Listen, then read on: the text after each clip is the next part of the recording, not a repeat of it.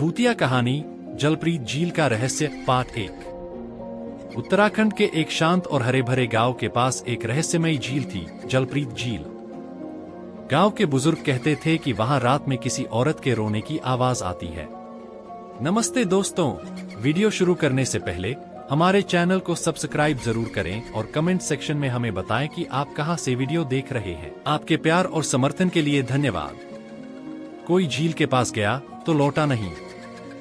लोग डरते थे, लेकिन एक दिन शहर से आए 3 दोस्तों राहुल, नैना और विक्रम ने उस रहस्य को जानने का निश्चय किया। पहली रात तीनों टॉर्च लेकर झील के किनारे पहुंचे। झील का पानी शांत था, लेकिन उसके किनारे की ठंडी हवा और अजीब सी गंध कुछ और ही इशारा कर रही थी। रात करीब 12 बजे अचानक पानी में हलचल हुई।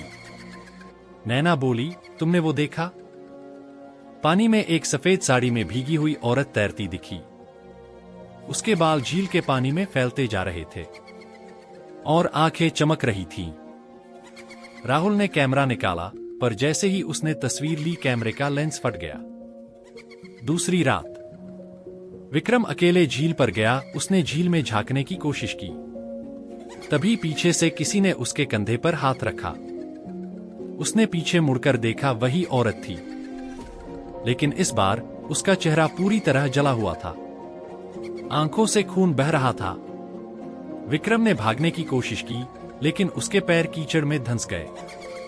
अगले दिन सुबह गांव वालों ने उसकी लाश झील के किनारे पाई। शरीर सूखा हुआ, जैसे किसी ने उसकी सारी ऊर्जा निकाल ली हो। सच्चाई का पता चलता है। नैना ने गांव के बुजुर्ग से सच्चाई पूछी।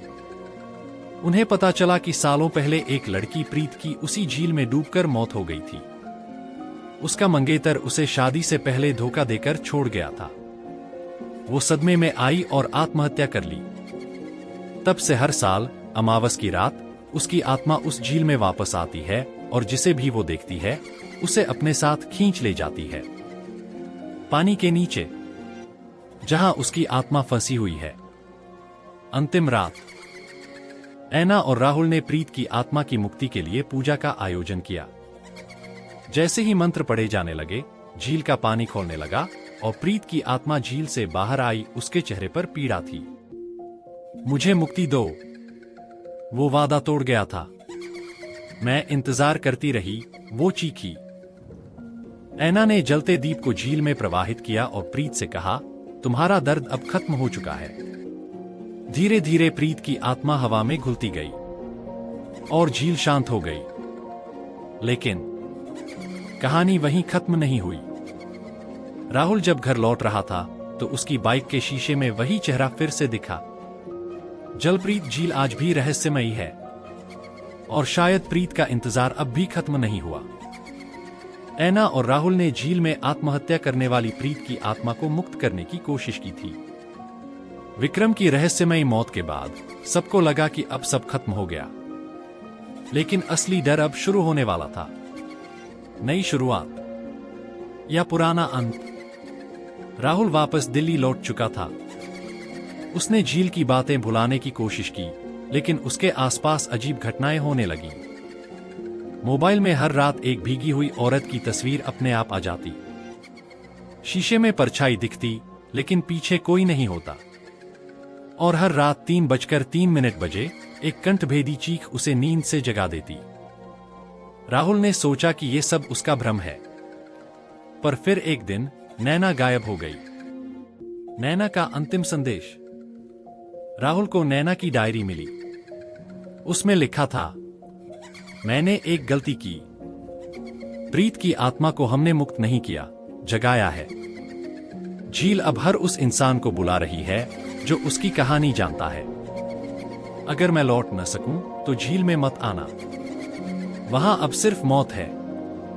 वापसी जलप्रीत में। राहुल को अब डर नहीं रहा। वो अपने दोस्त और नैना को खो चुका था। वह फिर लौटा उसी झील पर। इस बार झील बदली हुई थी। पानी काला पड़ चुका था। चारों ओर से राख और चीखों की गूंज आ रही थी। राहुल ने झील में उतरने की कोशिश की। तभी झील से एक हड्डियों से बनी बाह बाहर आई और उसका गला पकड़ लिया। वो जोर से चीखा, प्रीत, क्यों मार रही हो? झील से आवाज आई। क्योंकि अब मेरी जगह खाली नहीं, तुम मेरी जगह बनोगे। मैं अब नैना हूं। आखिरी दृश्य। अगले दिन पुलिस को झील के किनारे एक और लाश मिली। चेहरा पहचान से बाहर, लेकिन उसकी जेब में राहुल की घड़ी थी। झील एक बार फिर शांत हो गई थी, लेकिन गांव वालों का मानना है अब प्रीत अकेली नहीं, वो औरों को भी अपने साथ जोड़ चुकी है। और जलप्रीत अब सिर्फ एक झील नहीं, एक चुड़ैल का दरबार है।